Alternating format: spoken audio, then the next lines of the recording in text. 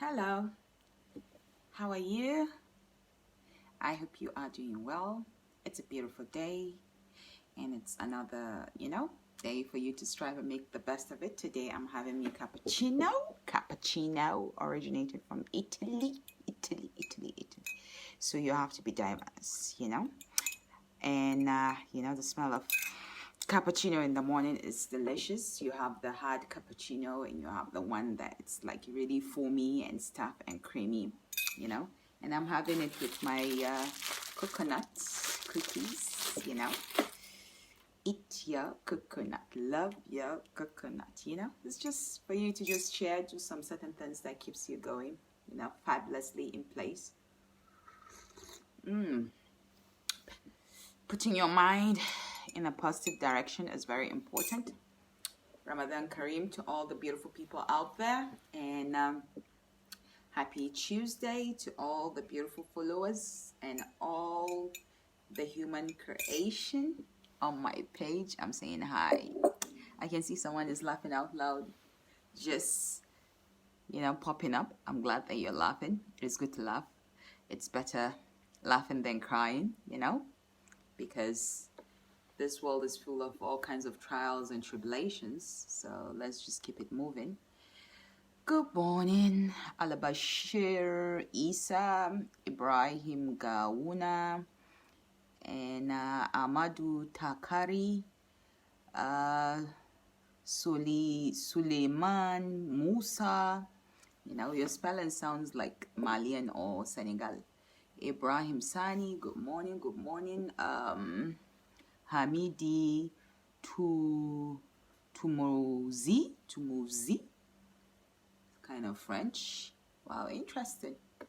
So, our discussion today, real quick.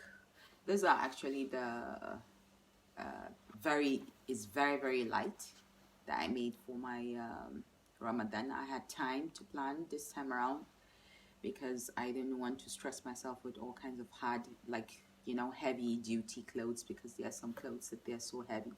And you're fasting, you need something light, you need to just keep it going. Anyway,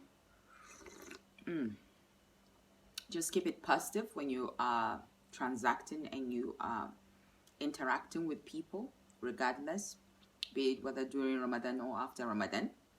So my discussion today, it's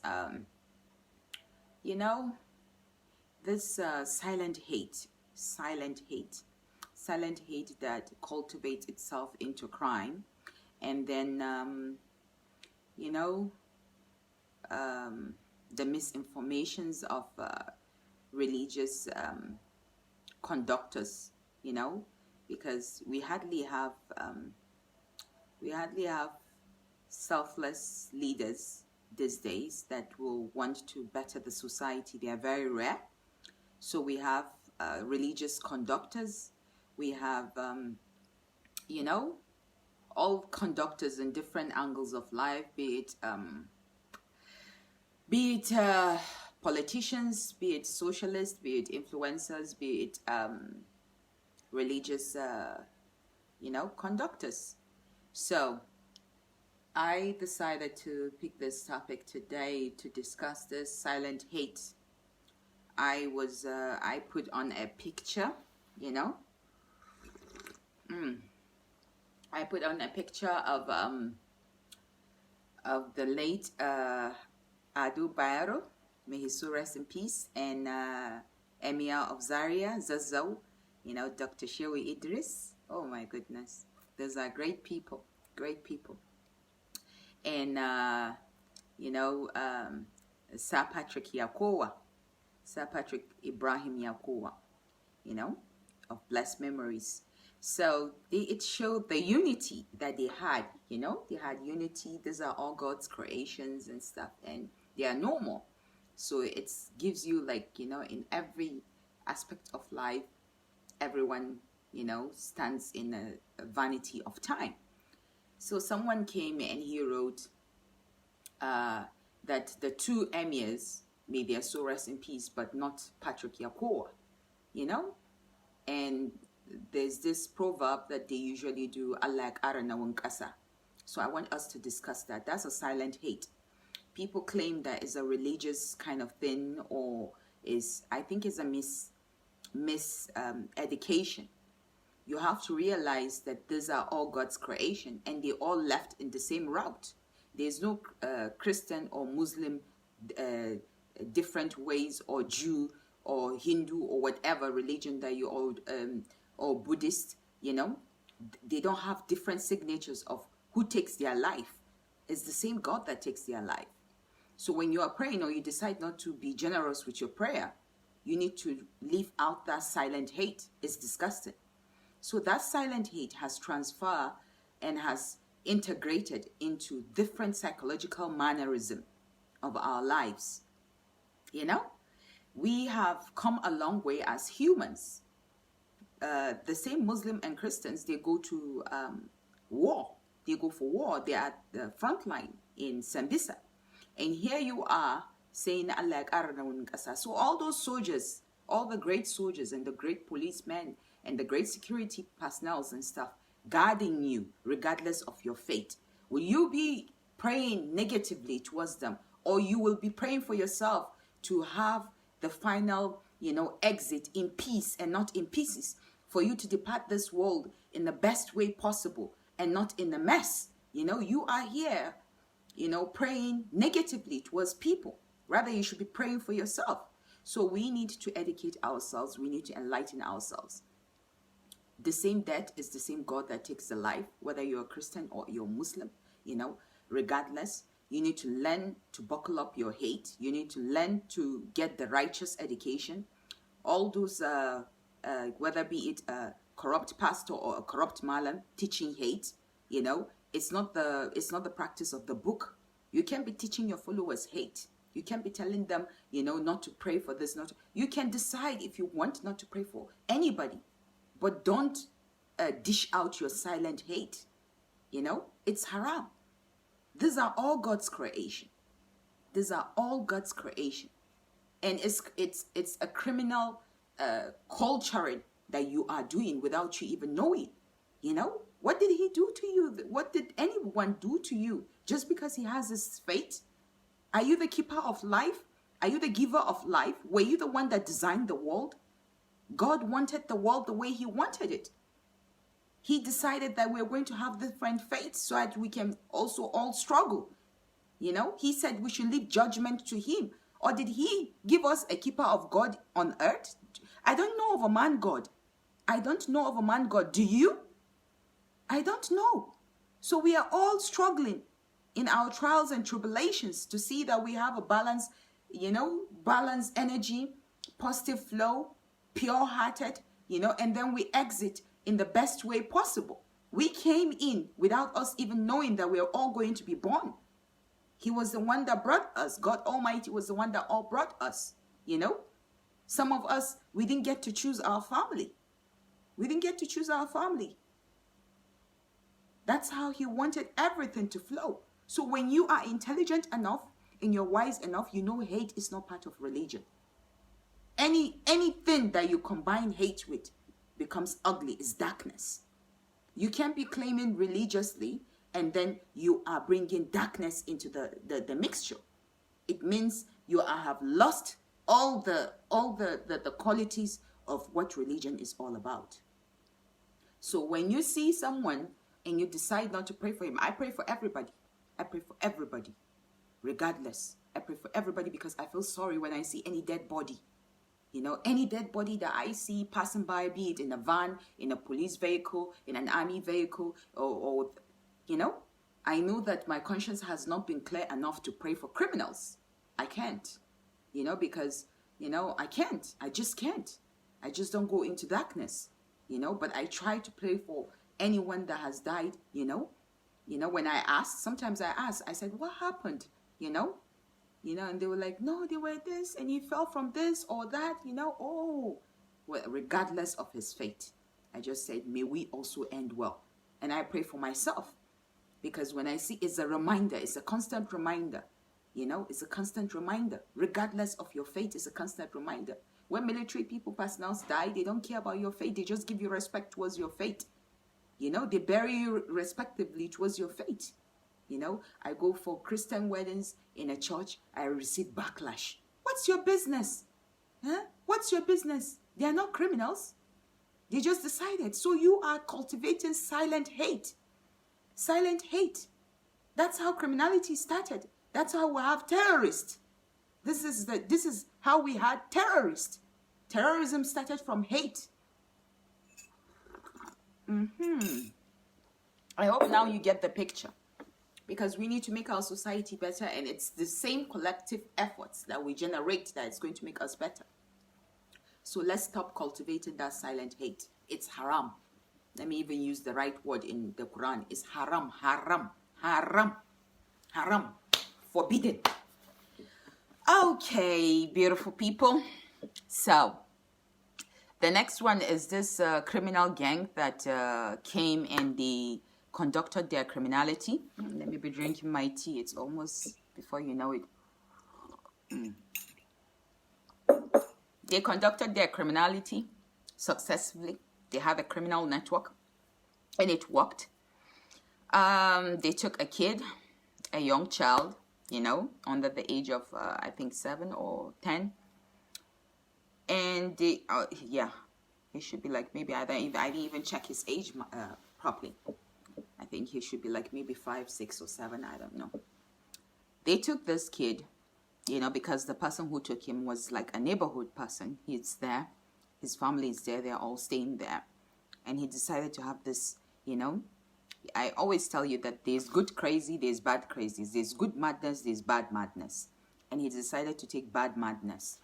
He took this kid, took his hand like he was going to take him home. So it must be a really, really young kid, you know, really, really young child, you know, maybe under the age of 5. He took his hand like he was going to take him home. And he decided to take this kid, you know, and transport him and call his criminal network, transport him to Kano. He took this kid from Kaduna to Kano. And there was a soldier involved, a military personnel, a soldier involved in this mess. And he transported him to Kano. And after then, he gave it to this woman, you know, this evil-hearted woman. And she decided, that stays in Kano, she decided to hold on to the woman, to the child, till they bring in the money that they demanded for, about 30 million. And when the money came, then the person who took the kid, the child, decided that, oh, the child is going to remember me. He has my ID. He knows who I am. And they decided to waste the child. So the soldier now held onto the legs of the child, while the others tried to gush out his life out of his body. And then he became lifeless, dead, and they went ahead and dumped the child somewhere else. So God, so kind, was able to expose them. And with the help, that's why we have to be more intelligent and vigilant. And now they were able to apprehend them with some of the money that they collected. So this the woman was 50-something years old, and all the rest of them were all youths. So I just look at the situation and I feel so sad, you know, so hurt. You know, it's painful, very, very painful. And I, you know, look at the situation and I know that if you have love in your heart and your heart is pure, you cannot activate hate. Just like that, you see a kid and you decide this idea is going to be great. This madness, this bad madness is going to be great. Let's take this child. You know, you need to surround yourself with quality people. Surround your mind with quality people. Surround your heart with quality people. Allow yourself to flow with positive people. But when you decide to combine your soul with negative people, these are the transactions that you're going to be having. You know, you start watching things of bad influence. You start navigating things with bad influence, and you're around them and you're thinking of also going towards that dark dimension. So they activated their hate. That's why I speak about the silent hate. You're watching your neighbor's child, or you're watching someone else's child and you're in the neighborhood. You decided to activate the hate. You know, that's why silent hate is not good. He used the silent hate method. Nobody could identify him as this is a criminal because he knew the kid. Let me take you home. He grabbed his hands and they were going together. You know, the child doesn't know silent hate because silent hate is like it's like a coded hypocrisy. It's a coded hypocrisy. You will never know someone has silent hate. And that's why I decided to go about things like that. And these are kids of the same fate. And Boko Haram people and kidnappers and bandits, they don't care about religion. They don't care about religion. So we are socializing, and when we are on a social network, let's try to make our society better. Don't come preaching silent hate on my page. What is that? When Boko Haram or bandits are kidnapping, do they ask you about your religion? Or do they, when they want to hurt you or your family, do they care about religion? Do they care? They don't care about religion. They don't care. Crime is a crime. So don't engage yourself into criminality. Don't allow your heart to be criminal where you won't know the time your mindset will all work together and then you will conduct the criminality. And they are first-time criminals. And they are mostly ruthless and brutal because they don't want to be caught. So we have to do more to make sure our environment is more safe. It's not okay for you to venture into criminality.